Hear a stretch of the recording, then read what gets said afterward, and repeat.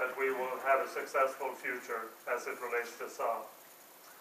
The Trollhättan site is one of the key items, of course, for our business plan. Not only the manufacturing side, but the site in total will be our base for all the future developments. We will concentrate all the activities to Trollhättan, whether we talk about product development, manufacturing, sales and marketing, or any other staff functions. The Trollhättan site will host all the manufacturing except one car, and that is the 94X that will be built at the GM facility in Mexico, as was originally planned. And there are many various reasons why we stick to that original plan. We have also started discussions and explore opportunities to find new alliances, new partners, and it's actually rewarding during these last tough 18 months.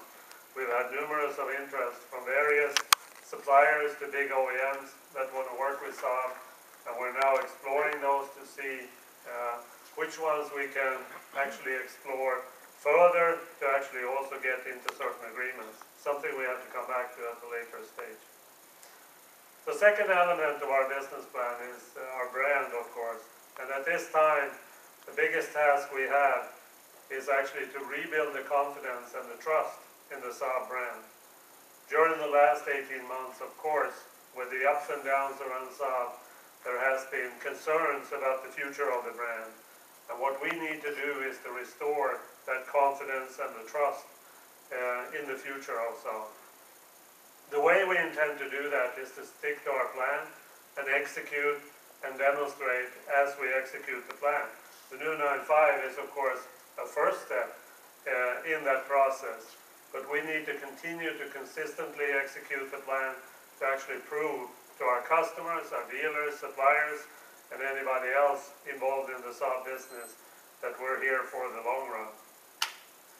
The brand itself is, of course, the biggest asset that we actually have.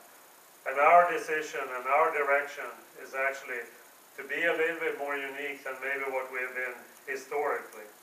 And the way we express it is that we say we're going to take the heritage into the future. It doesn't mean that we're going to build cars like the Saab 92, but I think the Saab 92 is an excellent demonstration as to how unique a brand can be and still be very competitive out in the marketplace. The brand will continue to be built on a very unique and progressive design. It will be vehicles that are sporty, but also fun to drive. And of course, the Swedish values will dominate the vehicles that we put out in the marketplace, like practicality, like safety, like performance, but responsible performance with environmental friendly vehicles, where of course the low displacement turbocharged engines is a key asset that we have at Saab. The third element of our business plan is, of course, the products itself. We're currently in the middle of the rollout of the 93X in the US market. During 2009, this car was never introduced in North America. And as you might imagine, that is a great market for this vehicle. So we're now in the middle of the launch of this very important product for the US. The 95 sedan is, of course, next on the list. And that will be followed by model year 1193, where we have certain news that we will come back to at a later stage. In April of next year, the 94X will hit the market. This is our first entry into the premium crossover segment, a segment that is growing in importance, not only in the US, but also in the European and international market. In the middle of 2011, the 95 Sport Combi, the wagon version of the 95, will be available, and in 2012, the all-new 93 will be introduced in the marketplace. At that time, in other words, in the later part of 2012, the oldest vehicle that will be in the showrooms for our dealers will be the new 95. And as you can imagine, a situation that we have never ever had before. And that gives us, of course, great confidence in our future. All of this should lead to a volume of around 120 to 125,000 units annually after 2012. That is a volume that we traditionally have reached many, many years. So with a brand new product portfolio and a broadened product portfolio, we're confident that we're going to achieve those volumes. With the introduction of new cars, we will also drive down the break-even point by dimensioning all of our operations in line with 120, 125,000 target. And that means in 2012, we'll have a break-even point around 85,000 cars, which means with 120,000, we'll have a good return on our business. The star of today is, of course, the new 9.5. And this is, as you can imagine, a key launch for Saab automobile. The previous version, as you might remember, was 13 years old and is well overdue for a replacement. You'll hear more details, of course, from our experts about the details of the car itself. But what I wanted to do was to try to put the 9.5 a little bit in perspective as how it fits into Saab and how it fits into the overall premium segment.